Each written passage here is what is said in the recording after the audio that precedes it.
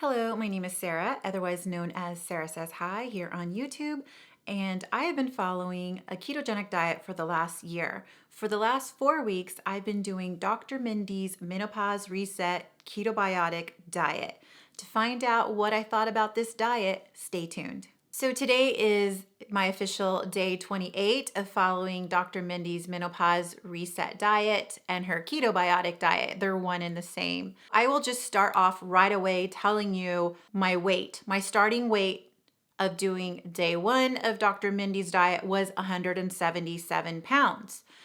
Today's weight is 177 pounds. So your girl lost 0 pounds doing Dr. Mindy's diet. Yes, I understand the benefits. I understand the science. I understand that I am building progesterone to level out estrogen, to help with the spotting, to help with the hair growth. But emotionally, that took a toll on me, especially when I'm coming from 3 months of doing keto and alternate day fasting and saw rapid results to 0 pounds lost. No, I'm sorry, that is not acceptable to me. I didn't have a weight loss problem before I started this. So what did it? Obviously, I think the progesterone building week was the big problem. That was 7 days of eating carbohydrates. I started off the first 4 days of that progesterone building week of eating, I would say, anywhere between 50 grams of carbs up to 100 grams of carbs. And I wasn't just eating junk carbs. I was eating the carbohydrates that she had on her list of foods that are supposed to be progesterone building foods. Up here will be a link to a video so you can see a sample of what a progesterone building day looked like. The last 3 days of that progesterone building week, I did eat 200 grams of carbs, and I binged one of those days. The sugar cravings were just overwhelming, and I think it was because I was eating carbs. It induced the cravings and induced me to binge.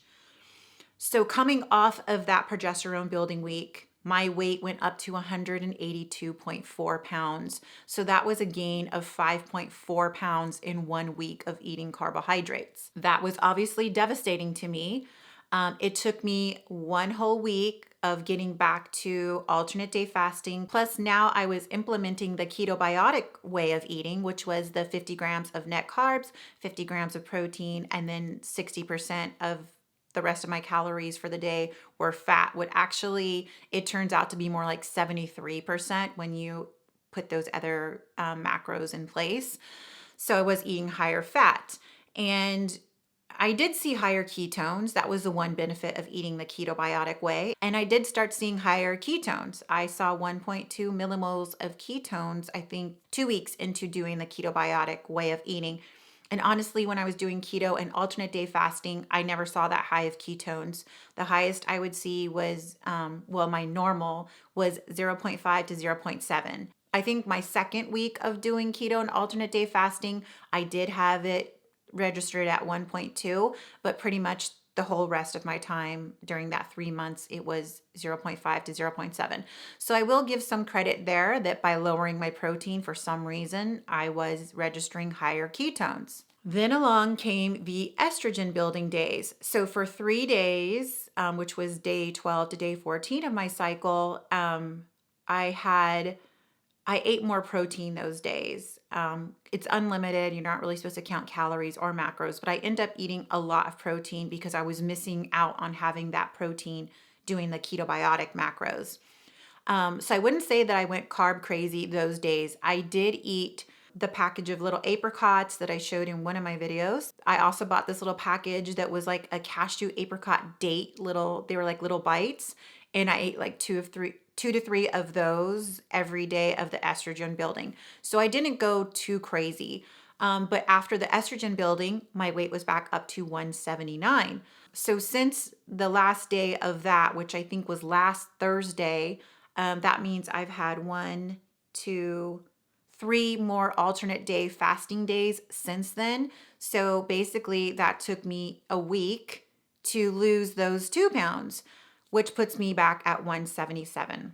I have decided to modify the way that I'm going to be doing the menopause reset. And I don't know if it's even fair to call it the menopause reset, because now I'm just pretty much throwing out the window what Dr. Mindy has said. She talked about in one of her recent videos that she has a staff member that is doing carnivore fasting during days 21 to 28 of the cycle, which is the reason behind that is that beef is supposed to help produce more progesterone in the body. I'm not going to discredit Dr. Mindy. She has a lot of research behind what she's doing, behind her books. I love Dr. Mindy. I respect Dr. Mindy. But when I went to go research the foods that she was recommending for the progesterone building week when you're having 200 grams of carbs, I found no research backing that up. Even beef. When I looked at beef, I would find blogs or even Medical News Today, I think their website, they would say some people believe that these X foods help build progesterone, and they did list beef in there as well. Like I said, I totally respect Dr. Mindy, and this is not to discredit her, and you take it with a grain of salt. You do your own research whenever you're doing any kind of diet. And just from what I have seen, I don't think I want to put myself through that progesterone building week without having data showing me that what she's saying is factual, that those foods are going to help produce progesterone, because there is nothing. I couldn't find any research supporting it. Maybe I missed it. Maybe she has linking to studies showing those foods, but I have yet to find them. But I am willing to try carnivore fasting during the progesterone building week, because I will not put myself through that again of gaining 5 pounds in 1 week doing that. I just won't. So I would rather take my chances of following carnivore fasting, which I know there's no way I'm going to gain weight doing the carnivore fasting. If anything, I should lose weight. So I'd rather take my chances of eating more beef during that week than eating carbohydrates. So I guess what kind of pushing me into doing carnivore fasting during that progesterone building week is that I did find several YouTube videos of people saying that their hair growth improved when going carnivore. I did have spotting again just a couple of days ago. My cycle is not due, obviously, for another, week and a half. Obviously, my progesterone levels are still low, even after doing 1 month of Dr. Mindy's menopause reset. I'm not going to say that, after 1 month, I should have automatically had sky high progesterone levels. I do understand that it probably is a 3 to 4 month process. I'm just not willing to have 3 to 4 months of no weight loss. Sorry, not gonna do it. Basically, for 17 days of those 28 days, I was doing the ketobiotic and alternate day fasting. I feel like any of the work that I did during those 17 days was completely overrun by those 2 surges. So what I did to prepare myself for this next progesterone building phase, which actually starts tomorrow. Tomorrow is day 21, because today is actually day 20 of my cycle. I went ahead and bought Maria Emmerich's The Carnivore Cookbook. And I know you're probably thinking why do you need a cookbook for carnivore? Isn't it just like meat? The main reason why I got this was, one, to give me ideas on cuts of meat that I could get, how to get a little bit more creative with the foods that I'm going to be cooking for it. But the main thing that I was really interested in is she explains that there's basically 3 levels of the carnivore diet. And I know Dr. Paul Saldino, I think he also has he calls it 3 tiers of the carnivore diet. And I think on his first tier, he kind of goes backwards. I think on his first tier, his is where you can still have a little bit of vegetables into your diet. And with Maria's, she has the first level is super strict carnivore. There's no vegetables, there's no poultry, there's no dairy. And then she has her level 3 still incorporates dairy. There's no vegetables there, but she incorporates dairy. So I just kind of want to show you what her little pyramid looks like. So, whoops. So there we go. So yeah, so on the level 3, which is what I'm going to be implementing, because I'm not quite ready to pull out dairy. And I'm not doing this for the whole month. Maybe one of these days I will consider going full carnivore just to see my results of 1 month of doing it. But right now I'm still trying to kind of implement Dr. Mindy's hormone building, only not with the carbohydrates. Pretty much on her level 3, it says all meats, all animal fats, salt, dairy, and eggs. She just has like a lot of really good recipes. Like here's one, air fried T-bone steaks with smoked butter. She just like, obviously whoever took these photos of her food like did a really good job. I'm still going to follow Dr. Mindy's recommendations of only doing intermittent fasting during days 21 to 28 of your cycle, and then also during that estrogen surge. I think that's about it as far as Dr. Mindy's hormone reset ideas that I'm going to be implementing this next month. I even think as far as her ketobiotic macros go, I think the 50 grams of protein was just too low for me. And the 50 grams of net carbs is a little bit higher than I would normally eat.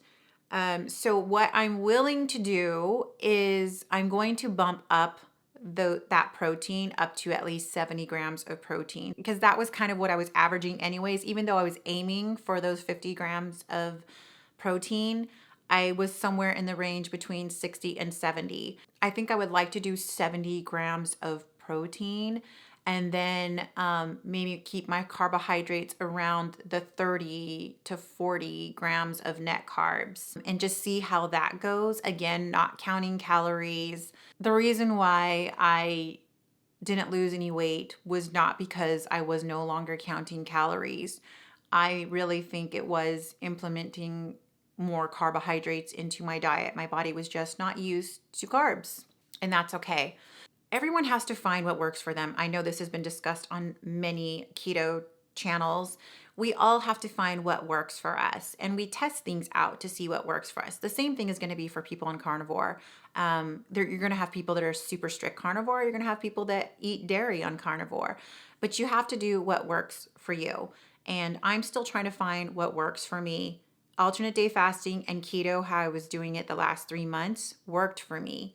But I do understand Dr. Mindy's views on why you shouldn't be fasting that week before your period starts, and that, you even really should be having some carbs. But obviously with the carnivore fasting, I'm not going to have any carbs this week. So I'm hoping that just the beef will help produce the progesterone. And then the rest of the month, I pretty much am having carbs by doing keto. If you have tried Dr. Mindy's menopause reset or her hormone reset program, basically, I feel it's like the same thing. She's kind of talking about the same exact thing. Just go ahead and comment down below what your experience has been following her ebooks, or even if you've just looked at her YouTube videos and took information from the YouTube videos. Thank you so much for watching this, guys. If you liked this video, please give it a thumbs up. If you're not yet subscribed, go ahead and hit the subscribe button down below. And when you do, don't forget to hit that little bell icon, and that'll notify you every time that I've uploaded a new video. Thanks again for watching, and we'll see you in the next one.